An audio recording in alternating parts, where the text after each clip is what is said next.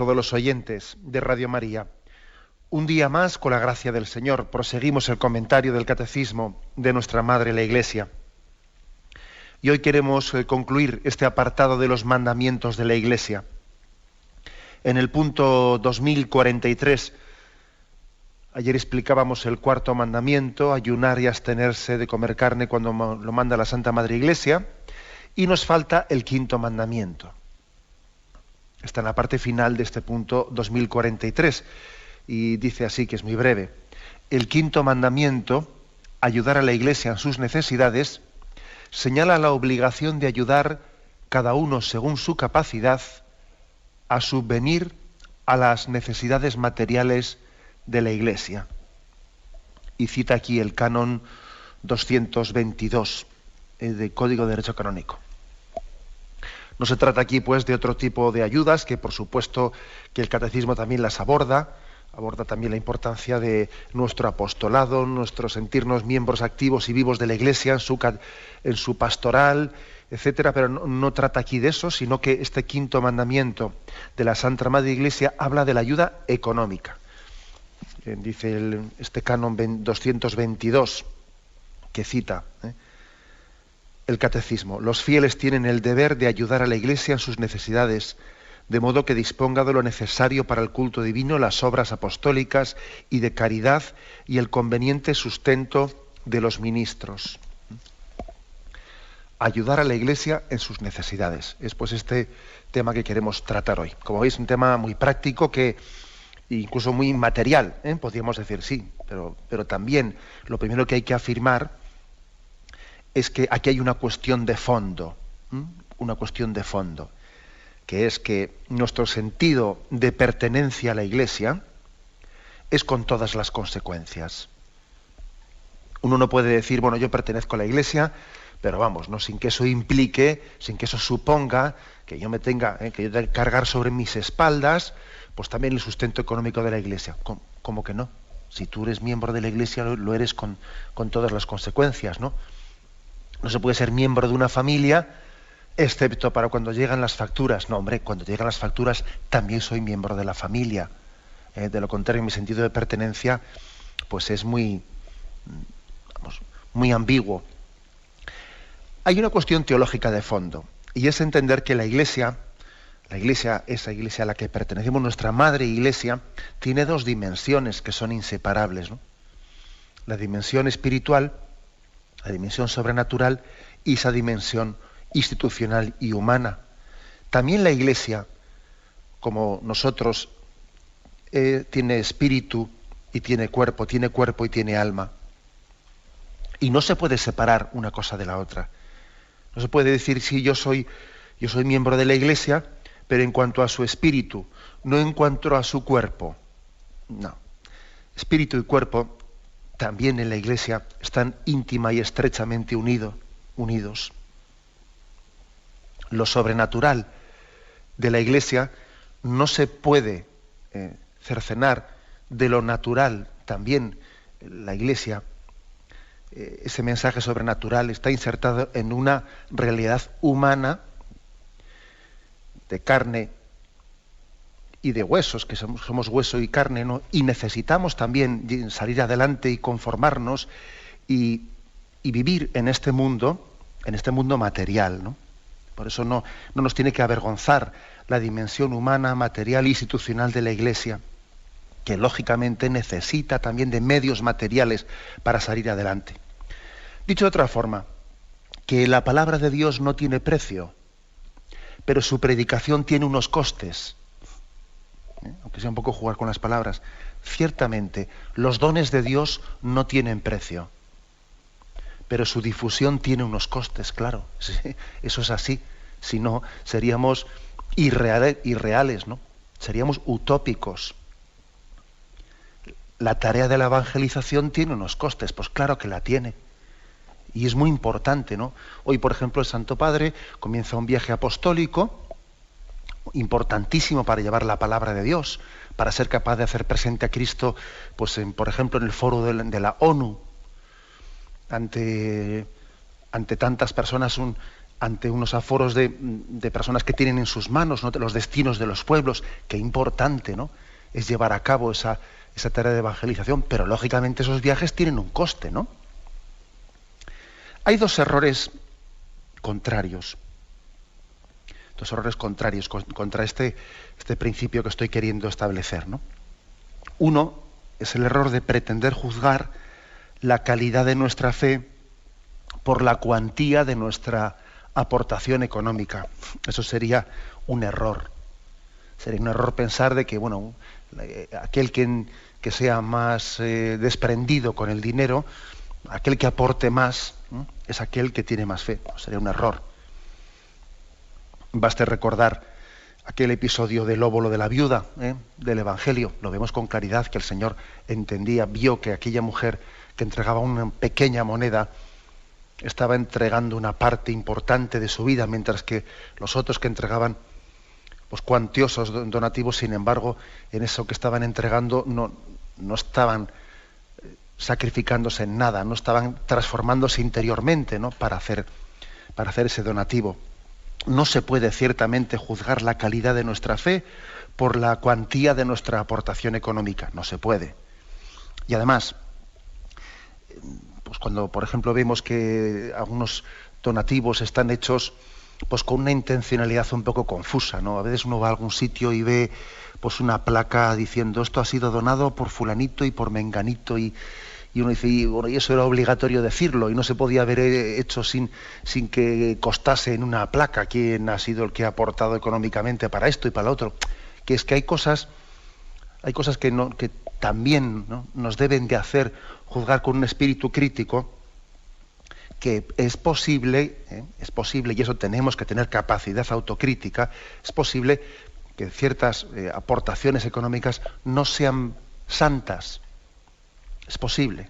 Uno puede hacer una aportación económica un poco por vanidad, un poco por compromiso, un poco por autojustificación, por limpiar su conciencia. Ojo, eso también es cierto.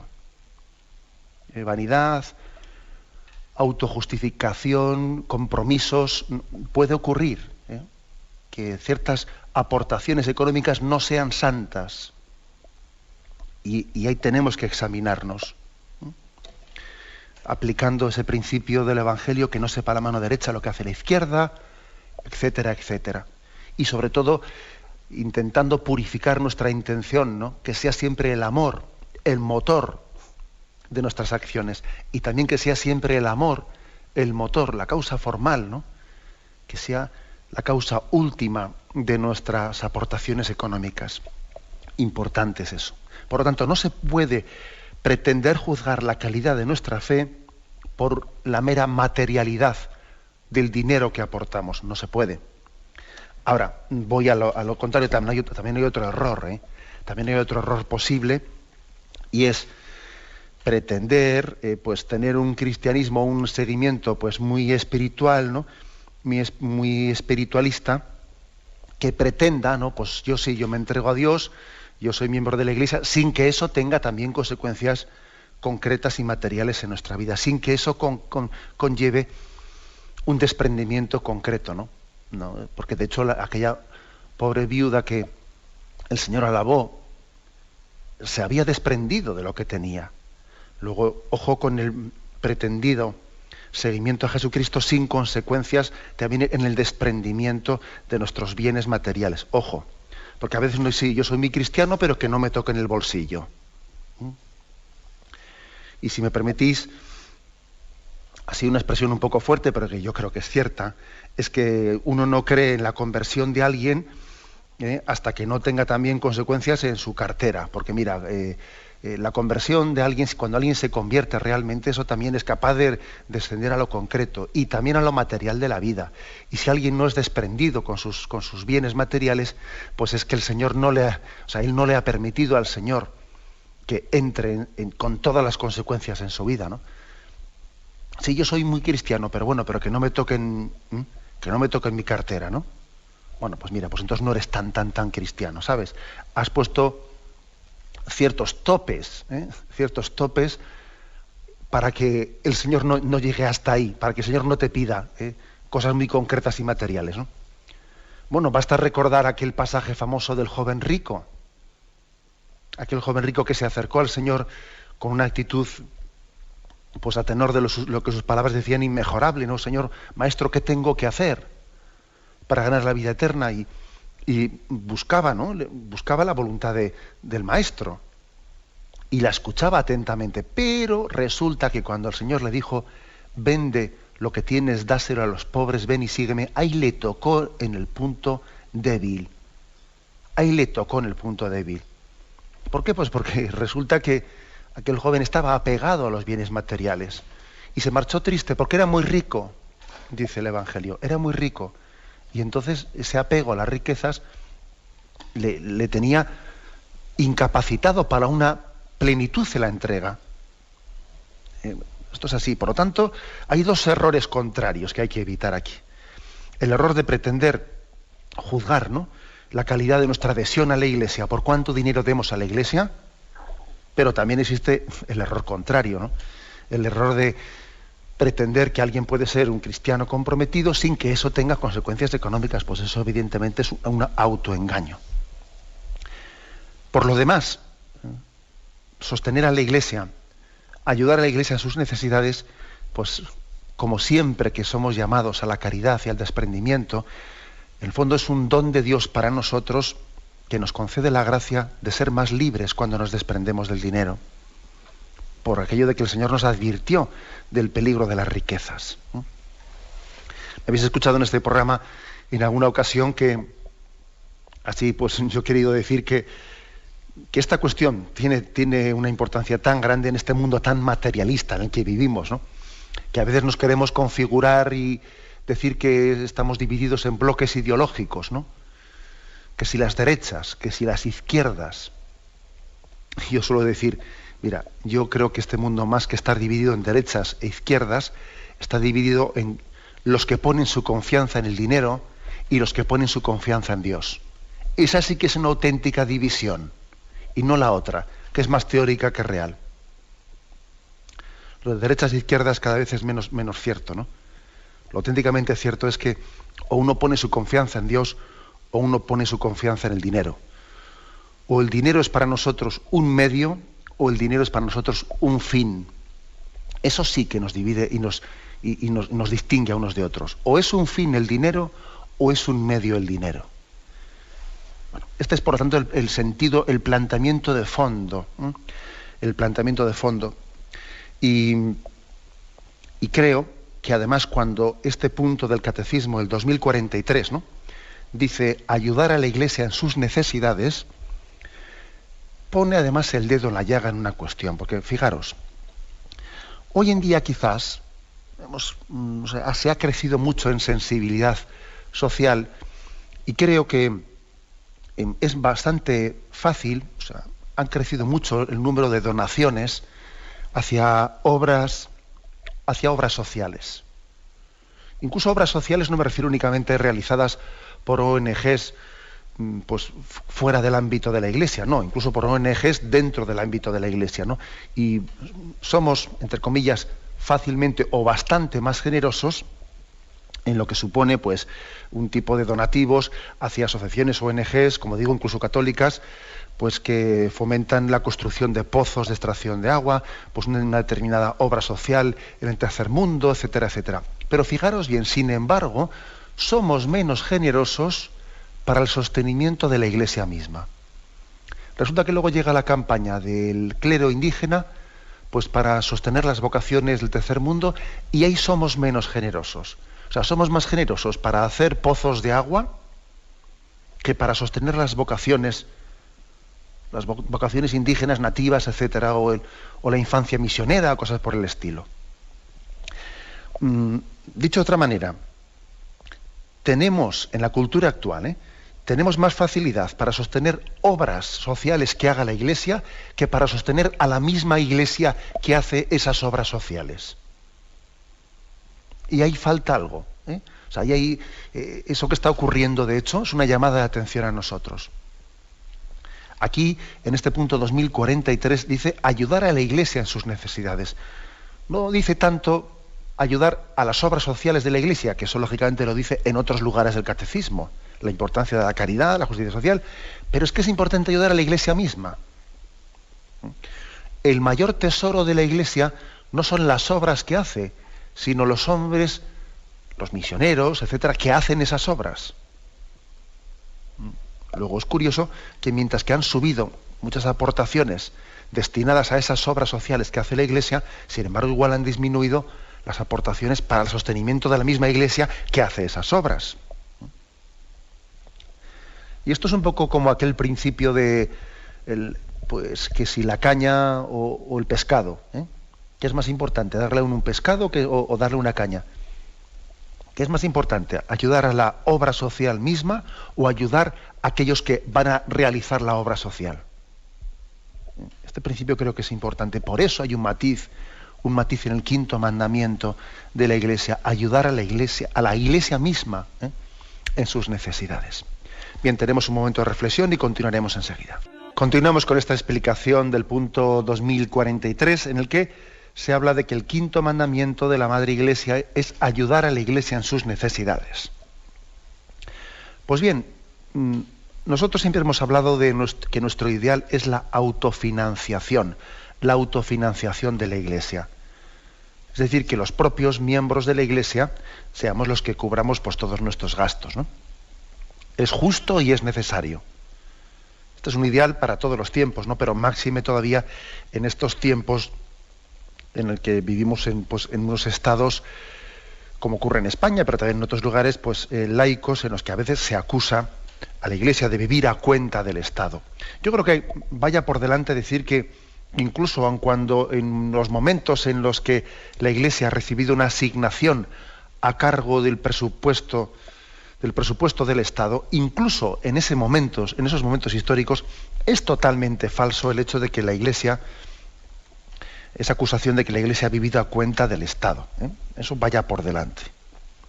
No estábamos a gusto con aquel modelo, porque queríamos que esa asignación anual del Estado a la Iglesia también desapareciese, buscásemos otras fórmulas, ¿no? Pero vaya por delante que no es cierto, es una falsa acusación eso de que la Iglesia ha vivido a costa del Estado. ¿Por qué digo esto? Bueno, en primer lugar, porque me hace mucha gracia a mí que esos que acusan a la Iglesia de que vive a cuenta del Estado son ellos los que viven a cuenta del Estado, porque vamos a ver, ¿acaso los partidos políticos se autofinancian o qué? ¿Acaso los sindicatos se autofinancian? Si es que, vamos a ver, si los partidos políticos reciben, o sea, su financiación que viene de las cuotas de sus afiliados, vamos, no llega ni vamos, es que es ridícula, es simbólica. Los partidos políticos y los sindicatos viven de las subvenciones del Estado, no de los militantes por los que están formados. Eso es así. Entonces me hace una gracia tremenda que mucha de esta gente sea la que acusa a la Iglesia de vivir a costa del Estado. Pero mire usted, ¿pero cómo puede tener esa cara tan dura? El mismo fútbol, mismo deporte. ¿Acaso el mismo fútbol, el mismo deporte vive de las entradas que pagan los...? Pues no, señor, recibe subvenciones del Estado. El cine, pero si el cine español vive de las subvenciones del Estado. Pero vamos, que en cada entrada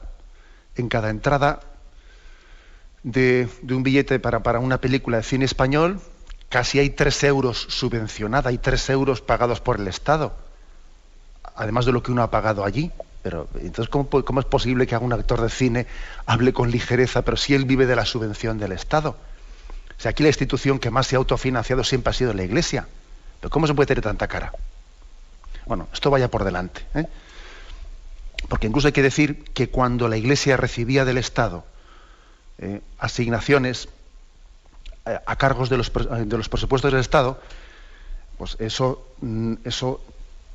al mismo tiempo ocurría con una situación y con una obra social de la Iglesia que le ahorraba al Estado, que le sigue ahorrando en este momento al Estado, pues una cantidad de dinero muchísimo, muy superior a la pequeña cantidad que la Iglesia recibía del Estado. Hay que decir que incluso existe el cálculo de que la Iglesia ahorra al Estado español pues del orden de 36.000 millones de euros al año. Así como suena. Solamente por el millón de alumnos que la Iglesia Católica atiende en sus centros concertados, en los 5.141 centros concertados, el Estado se ahorra 15.400 millones de euros al año. Si a eso le añadimos los enfermos atendidos en los 107 hospitales que gestiona la Iglesia Católica, se ahorra otros 5.350 millones de euros al año. Si a eso añadimos los 1.004 centros de acogida, ambulatorios, dispensarios, el Estado se ahorra otros 4.016 millones de euros al año. Si tuviera que hacerse cargo de las personas a las que la Iglesia Católica atiende en sus 365 centros de reeducación, 937 orfanatos, pues el Estado se ahorra otros 300 millones de euros al año. Si tuviera que dar cobertura pues a aquellos que atiende Cáritas, el Estado se está ahorrando en ello otros 200 millones de euros, etcétera, etcétera, conformando en total un ahorro de unos 36.000 millones de euros al año. Esto vaya por delante. O sea, que quiere decir que, por supuesto, nosotros tenemos el ideal de la autofinanciación. Y vamos a ello. Y creo que finalmente, con el acuerdo que la Iglesia ha firmado con el Estado, ya hemos conseguido ese objetivo, ¿no? Ahora lo voy a intentar explicar. Pero no nos acomplejemos diciendo hasta ahora la Iglesia ha vivido a costa del Estado. Hombre, no es verdad eso, ¿eh? La Iglesia ha hecho un gran aporte también social, y hay que decir que el Estado, pues yo creo que ha recibido, por parte de la Iglesia, pues ha sido la institución que más dinero le ha ahorrado al Estado, pero sin duda alguna, sin duda alguna. Y como digo, insisto en lo anterior, me parece que con cuánta ligereza se ha hablado por parte precisamente de los que más viven a costa del Estado, que son los partidos políticos, que son los sindicatos, que ninguno de ellos está cubriendo con sus bases ni mínimamente, sus presupuestos. Justamente viven de las subvenciones sociales, van a ser ellos ahora los que acusen a la Iglesia de vivir del Estado, ¿no? Me hace mucha gracia. Bueno, pero sí es cierto, esta crítica, sí es cierto que en este mundo laico es del todo necesario, bueno, y también aunque no sea laico, pero es del todo necesario la autofinanciación de la Iglesia, que no existe ninguna partida anual a cargo de los presupuestos del Estado. Y eso ya, pues gracias a Dios, ya lo hemos conseguido, pues desde el último acuerdo económico firmado entre Iglesia y Estado. En la situación actual, la Iglesia se financia, las entradas, ¿no?, los ingresos de la Iglesia provienen, pues, de los siguientes conceptos, ¿no? En primer lugar, de las colectas. Pues hay unos 10,5 millones de españoles, 10,5 millones de españoles que acuden los domingos a la Santa Misa, y en la Santa Misa se realiza esa colecta. Hay que decir que a algunos les puede parecer que esa colecta está como ensuciando la liturgia, ¿no? Ensuciando lo espiritual, y no es así. Esa colecta no ensucia lo espiritual. En la misma Sagrada Escritura, en los Hechos de los Apóstoles, podemos leer cómo los cristianos realizaban esas colectas en la liturgia cristiana.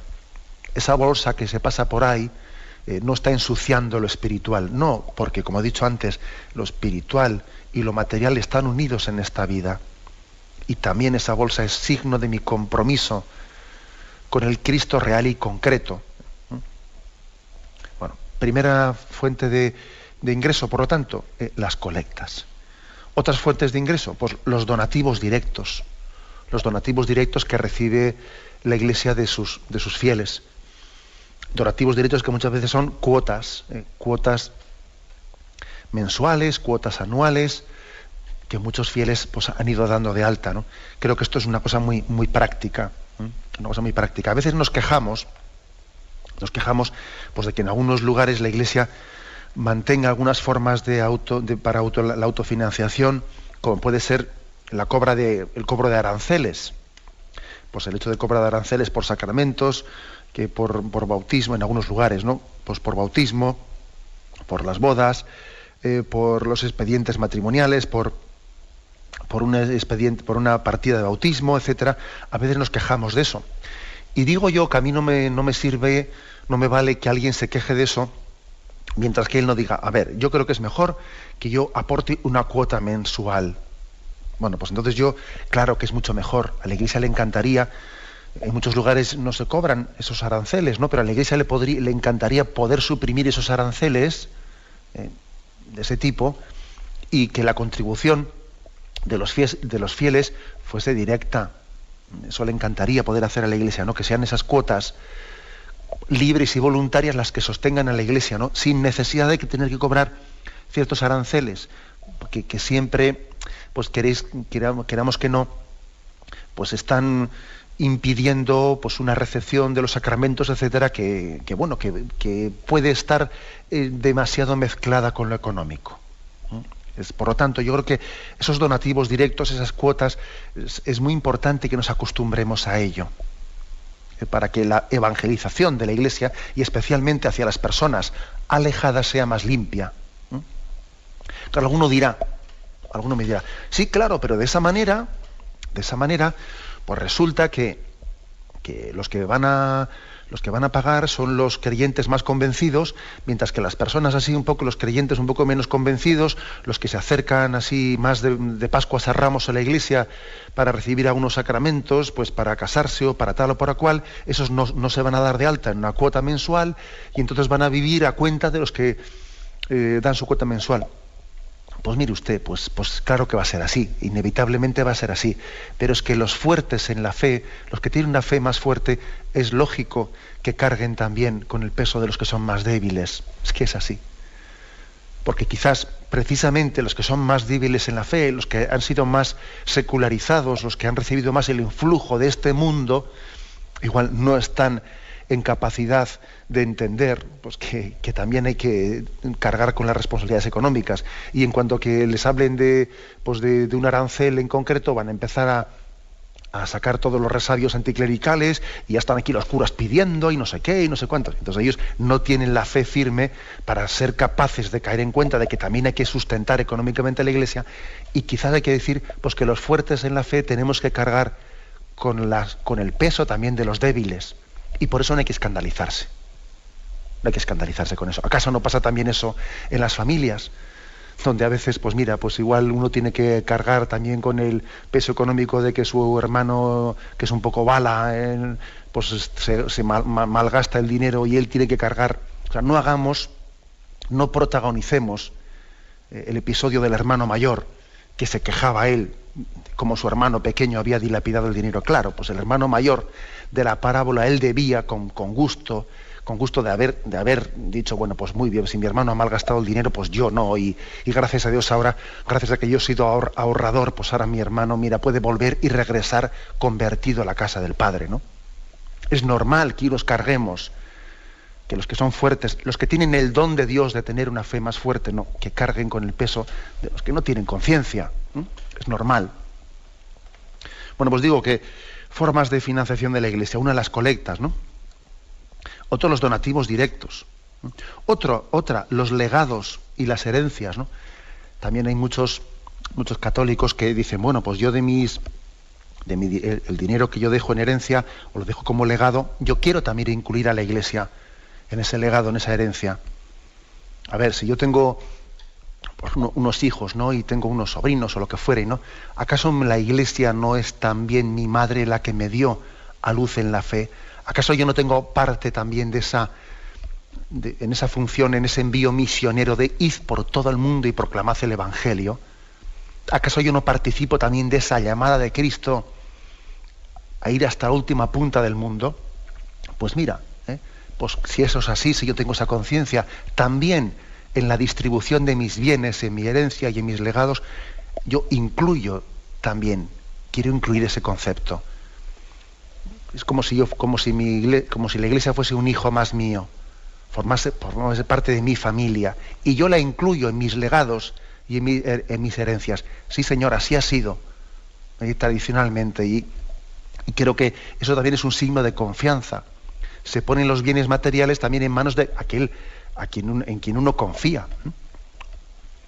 Y por último, pues digo cuáles son las formas, las fuentes de financiación de la Iglesia para poder autofinanciarse: colectas, donativos directos, legados, herencias, y por último, esa X que marcamos en la declaración de la renta, en el IRPF, que más o menos de ella pues la Iglesia se financia en un 25% más o menos. El resto, el 75%, o el 70% lo recibe la Iglesia directamente de esas colectas, donativos de cuotas o donativos directos y legados y herencias, ¿no? Y en ese 25% más o menos la Iglesia lo recibe a través de la X que han marcado los católicos en la declaración de la renta. Bien, hablaremos de ello, pero tenemos ahora un momento de reflexión. Continuamos en este programa del Catecismo de la Iglesia Católica, explicando hoy el quinto mandamiento de la Madre Iglesia: ayudar a la Iglesia en sus necesidades. Se ha dejado para el último de los 5 mandamientos de la Madre Iglesia hablar también de este aspecto material, al cual dedicamos hoy el programa. Está en el punto 2043. Decíamos en la intervención anterior que son distintas las formas que tiene la Iglesia de autofinanciarse. Las colectas que se realizan en las celebraciones litúrgicas, los donativos directos que hacen los fieles, los legados, las herencias, y finalmente decía que en un 25% más o menos, del 25 al 30% de los ingresos que actualmente recibe la Iglesia Católica en España, se hacen a través de esa X que el contribuyente español puede marcar en la casilla de la Iglesia. Bueno, algunas reflexiones. En primer lugar, yo insistiría, esta forma de financiación de la Iglesia no puede ni debe suplir a las anteriores. Pero claro, sería demasiado cómodo. Vamos a ser claros, sería demasiado cómodo. Claro, como resulta que el hecho de que yo marque esa X en la declaración de la renta, en el fondo, eso a mí no me desprende de más dinero, porque total, aunque no marcase esa X en esa casilla, me iban a quitar lo mismo en Hacienda. Luego total, claro, marcar esa X ahí, a mí no me desprende de más dinero a nivel efectivo. En el fondo, esa X lo que hace es conducir una parte del dinero del que obligatoriamente tengo que desprenderme. Entonces, claro, sería demasiado cómodo si un católico dijese, bueno, yo ya pongo la X en la declaración de la renta, ya, pero eso es demasiado cómodo, mire usted. Porque claro, eso en el fondo, ese dinero, usted lo que ha hecho ha sido conducirlo, pero total, como se lo tenían que quitar igual, o sea, no se justifique en eso para decir que ya no ayudo más. Eso vaya por delante. Bien, y además también sabemos que el dinero, que en este caso concreto, a través de esa declaración del IRPF también tiene sus ventajas porque se pueden ahí incluir, se pueden presentar distintos justificantes sobre otros donativos que alguien haya realizado a la Iglesia Católica que les desgravan a las personas físicas en un 25%. Los donativos que se dirigen a la Iglesia Católica desgravan en un 25% y en un 35% si están hechos por sociedades. Bien, pues está bien, pero claro, como os podéis imaginar, esto no quita, por lo tanto, la necesidad también de que seamos generosos y desprendidos sin ningún tipo de compensación, o sea, es decir, no únicamente por lo que revierte en favor mío a cambio, no, sino que a veces nos toca sencillamente contribuir. Por ejemplo, cuando alguien contribuye en las colectas dominicales, ese dinero no desgrava, como os podéis imaginar, nadie va a ir allí pidiendo un certificado de lo que ha echado en la bolsa. O sea, también a veces nos toca realizar una ayuda sin que pueda ser contabilizada en estos conceptos de desgravaciones ni cosas por el estilo.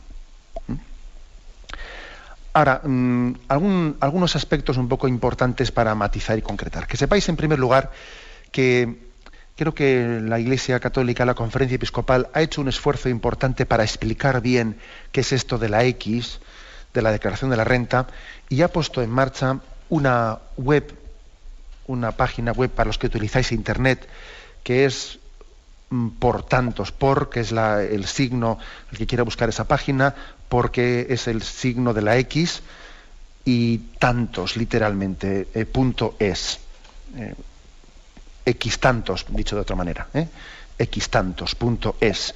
Ahí tenéis una explicación bastante detallada Y los que no utilizáis internet, pues en próximas semanas vais a recibir en vuestras parroquias un pequeño periódico que tiene también este mismo título, por tantos o X tantos, ¿no? En el que se explica todo este programa, el programa de cómo la Iglesia conduce, utiliza, cómo se realiza todo este aspecto de el poder conducir a través de la declaración de la renta ese 0,7% del IRPF hacia la Iglesia Católica.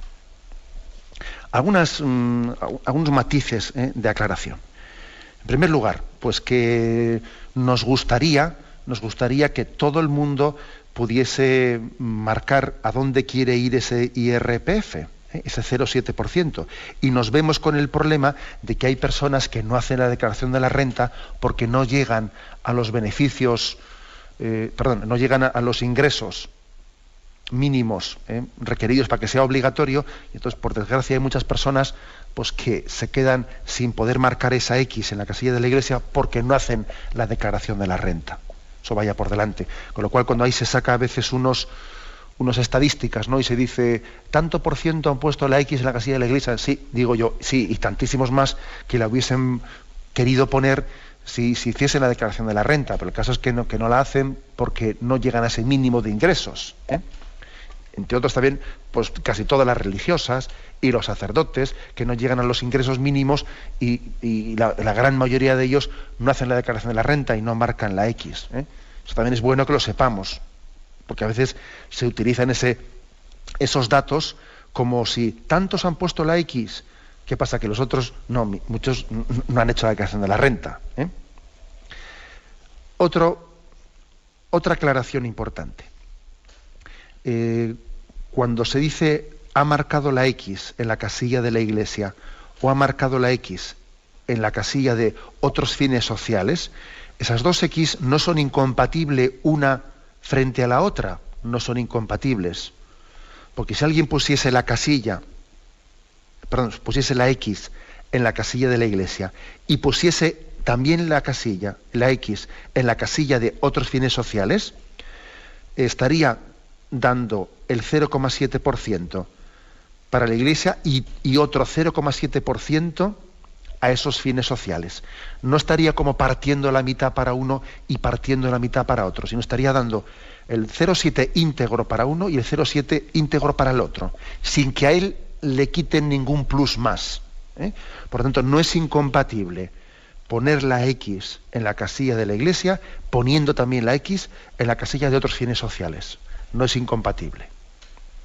También vaya por delante. No son dos cosas enemigas una de la otra, sin que eso suponga que se le esté a nadie añadiendo o aumentando en lo que se le descuenta del IRPF. No se está aumentando el desembolso del contribuyente.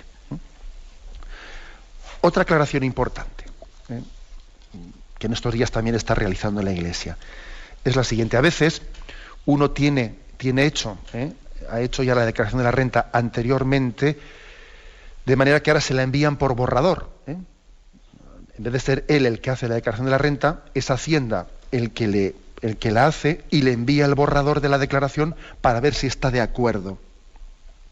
¿Y qué ocurre? Pues que puede ocurrir que por errores, o porque anteriormente él no marcó la X en la casilla de la Iglesia, ahora resulta que dicen, ¿y ahora cómo cambió esto?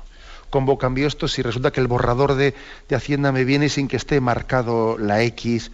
Bueno, pues en ese caso lo que tiene que hacer es pues ponerse en contacto con el mismo obispado, y en el obispado le dan instrucciones de cómo tiene que conducir ese cambio de la X en ese borrador que le presenta Hacienda. También es cierto que la agencia tributaria pues permite por teléfono poder hacer ese cambio. Ese cambio se permite hacer por teléfono. Es más, si alguno por ahí está en esa situación, le voy a dar ese teléfono. Es el 901 200 345. 901 200 345. Pero bueno, no llaméis ahí ahora para hacer las preguntas del catecismo, que vamos a armar un lío. Bueno, perdona por la broma. Este es, por lo tanto, la posibilidad de que, como resulta que la declaración de la renta, el borrador, se le da ya hecho a algunas personas, en caso de que digan, pues el borrador que me han mandado a casa no está marcada la X y yo aquí no puedo con boli cambiar esto, ¿no? Bien, pues entonces tiene que ponerse en contacto bien con ese teléfono de la agencia tributaria o por ejemplo, con el mismo obispado, quizás, que es más sencillo, y ahí a uno le orientan de cómo tiene que llamar y cómo tiene que hacer ese cambio. Y aquellos que, otro problema que suele ocurrir, que muchas veces muchas personas no hacen ellas mismas la declaración de la renta, sino que suelen decir que me la hagan los del banco, que me la haga tal persona, un conocido que tengo. Lógicamente tendrá que tener el cuidado, la delicadeza de decirle al otro, oye, acuérdate de marcar la X, la X concreta en la casilla de la iglesia. Del contrario, hay muchas declaraciones que las hacen otros y se quedan sin hacer. Bueno, es decir, que esta forma concreta de ayudar a la iglesia en sus necesidades es real, es cierta. La iglesia recibe ahora mismo como un 25 o 30% de sus ingresos por este conducto. Como he dicho antes, en mi opinión, no debe esto de suplir la ayuda directa y real, porque sería demasiado cómodo que únicamente yo esté conduciendo algo de lo que Hacienda nos quita a todos, pero claro, no me estoy al mismo tiempo también desprendiendo realmente voluntariamente y libremente de otros bienes que yo pues decido libremente desprenderme de ellos. Ahora bien, es importante hacerlo bien, porque que no quepa la menor duda de que muchas personas dejan de marcar esa X no por no tener voluntad ni intención, sino porque somos desordenados, porque no estamos acostumbrados a estas cosas y porque bueno. Y hay que decir una cosa, que de estas X que son marcadas en la casilla de la iglesia, suele haber bastantes que igual están marcadas por católicos no practicantes, incluso por no católicos, que entienden, que dicen, vamos a ver, a la hora de conducir una parte de ese IRPF, si yo tengo libertad de decir a dónde la conduzco, pues yo, aunque no sea muy creyente, muchas personas lo hacen, Yo valoro la vida, el servicio de la iglesia, entregado, abnegado, pobre, sencillo, y lo marcan, que no es quepa la menor duda de que muchas personas lo hacen así, aún no teniendo mucha fe, discerniendo sencillamente por la situación. Bueno, pues yo creo que más o menos hemos intentado explicar de una manera concreta de qué manera se cumple este quinto mandamiento de la Iglesia, ayudar a la Iglesia en sus necesidades. También lo material, también el aspecto material y económico, también el dinero está llamado a dar gloria a Dios, a ser bien utilizado, a que sea un medio para la gloria de Dios. Y eso también queremos hacerlo. Queremos una iglesia que sea pobre, pero al mismo tiempo una iglesia que tenga los medios adecuados para poder evangelizar hoy. Y esa iglesia tiene que hacerse presente en los areópagos de nuestro mundo, en los medios de comunicación, y también tener medios de comunicación. Y por supuesto, estamos en Radio María, y no me cabe la menor duda de que también el apoyo a Radio María pues es una forma muy concreta también de un apoyo real y directo a la evangelización. Eso vaya por delante. Estoy en esta casa hablando del quinto mandamiento y creo que también esto es de pues un deber moral decirlo. Esta casa, Radio María, creo que es un instrumento de evangelización también muy importante. Bien, pues que el Señor nos dé un corazón generoso y que nos dé un amor real a nuestra Madre Iglesia. Vamos ahora a dar paso a los oyentes.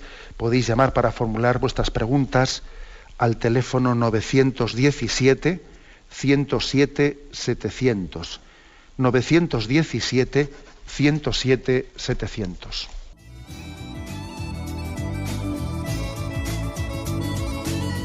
¿Le gustaría tener sus programas favoritos de Radio María en CD o DVD? Ahora es posible.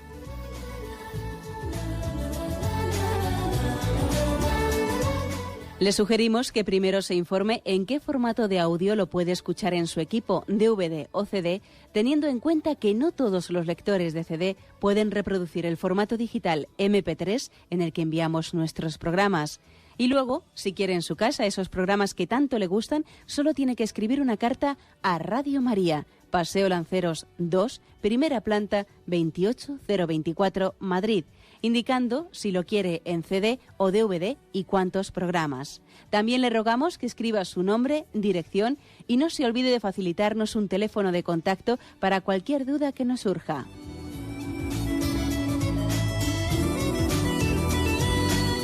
Radio María, más cerca de usted. Todavía pagar el diezmo, cosa que yo hago, no tengo un sueldo fijo y entonces dedico un día de lo que gano en el año para entregarlo como diezmo. No sé si se haya obligatorio, más pequeñas colaboraciones cuando Dios me lo permite. ¿Ya no es obligatorio el diezmo o sí sigue siendo obligatorio? Bien, muchas gracias. Sí, le respondo por la radio. No, el diezmo, ya la verdad es que yo desconozco si en algún momento concreto ha existido como, digamos, como obligación para todos los católicos, lo desconozco, pero no existe tal prescripción en la Iglesia actual. El diezmo, la verdad es que en el momento en el que los católicos viviesen el pago del diezmo, pues era una ayuda muy generosa, porque claro, dar la 10ª parte de nuestros bienes es un auténtico, pues es una aportación muy generosa. Pero no es esa la forma en la que, aunque igual se ha quedado con ese nombre del diezmo, ¿no? Dar los diezmos, etcétera, bíblicamente esa palabra está incluida, ¿no?, en la Sagrada Escritura, los diezmos.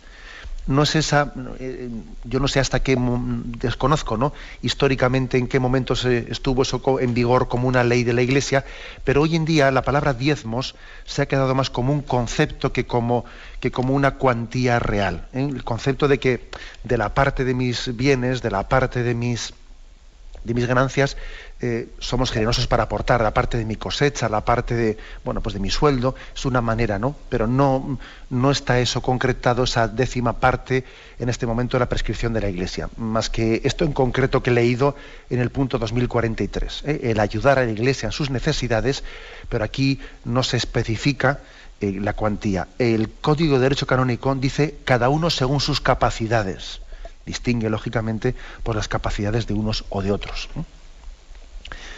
Damos paso a un siguiente oyente. Buenos días. Buenos días, sí, buenos padre. Días. Buenos días. No, yo quería pasarle una pregunta que siempre te lo dicen cuando hablas de la Iglesia, unos y otros, de que podrían ayudar, porque tienen muchísimo dinero en Roma, las posesiones, las cosas, y a mí siempre me revela esto y lo trato de explicar, pero creo, padre, que podría explicarlo usted a los oyentes, que me parece que es importante. De acuerdo.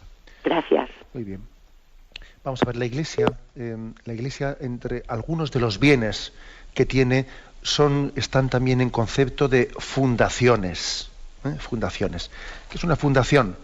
Una fundación es bien un bien, bien sea en dinero o bien sea un bien, pues, inmueble, que un donante ha dejado en manos de la Iglesia, pero no para que la Iglesia lo venda y se desprenda de él, no, sino para que los réditos que se saque de ello vayan en bien de la Iglesia. Por ejemplo, hay donantes que han dejado en manos de la Iglesia pues una determinada cantidad de dinero para crear una beca, una fundación, por ejemplo, para el seminario. Pero lo han dejado no para que eso se gaste, sino que eso quede y de manera que los réditos que se saquen de ese dinero vayan anualmente ayudando a los seminaristas. Por tanto, son bastantes los bienes que la Iglesia ha recibido en ese concepto de los fieles. ¿Eso qué quiere decir? Que la Iglesia no tiene derecho a desprenderse de esos bienes, porque le han sido donados en ese concepto. Por ejemplo, unas tierras que le han sido a la Iglesia donadas para que el rédito que anualmente producen pues vaya a sostener a un orfanato, un tal o un cual. Nosotros podemos coger y decir, ahora lo vendo esto. No, eso había que justificarlo porque ha sido donado a la Iglesia en ese concepto. ¿Los donantes por qué han hecho eso? Hombre, pues porque el donante quería pues que su donativo no se gastase y ahí se terminase para siempre, sino él quería que después de su muerte su donativo continuase pues año tras año dejando pues un beneficio en favor de la Iglesia, no únicamente en los primeros años. Luego también hay que decir que una parte importante del patrimonio que tiene la Iglesia es el patrimonio artístico. Bien, pero me parece a mí que todos somos conscientes de que el patrimonio artístico tiene también un valor de expresión, de belleza y de fe. El otro día aquí comentaba en este programa que la Iglesia, vamos, si se desprendiese del patrimonio artístico, haciendo que cayese en manos privadas, pues estoy convencido de que, vamos, que tendríamos que sufrir pues unas críticas muchísimo superiores a las que recibimos ahora mismo, porque también ese patrimonio artístico es un patrimonio en el fondo de la humanidad, y la Iglesia lo ofrece también como una muestra de belleza ante todo el mundo, para mostrar el rostro bello y hermoso de Dios. Aparte de que también, bueno, pues de muchas entradas de estos museos, etcétera, son también una fuente de financiación de la Iglesia. Pero es absolutamente falso esa historia de que el dinero del Vaticano, etcétera. Afortunadamente el Vaticano arrastraba tradicionalmente un déficit anual bastante considerable, y afortunadamente, pues en los últimos años, especialmente pues con Juan Pablo II, se consiguió que el Vaticano dejase de tener ese déficit anual. Y se ha llegado pues a compensar sus entradas y salidas, y equiparando gastos y entradas, y en los últimos años el Vaticano ha dejado de tener déficit. Por eso esa historia de que el dinero del Vaticano y tal, dice, no, pero usted conoce las cuentas, ¿las conoce o estamos hablando de memoria? Bien, podríamos hablar más de este tema, pero tenemos la hora encima, y me despido con la bendición de Dios Todopoderoso. Padre, Hijo y Espíritu Santo, descienda sobre vosotros. Alabado sea Jesucristo.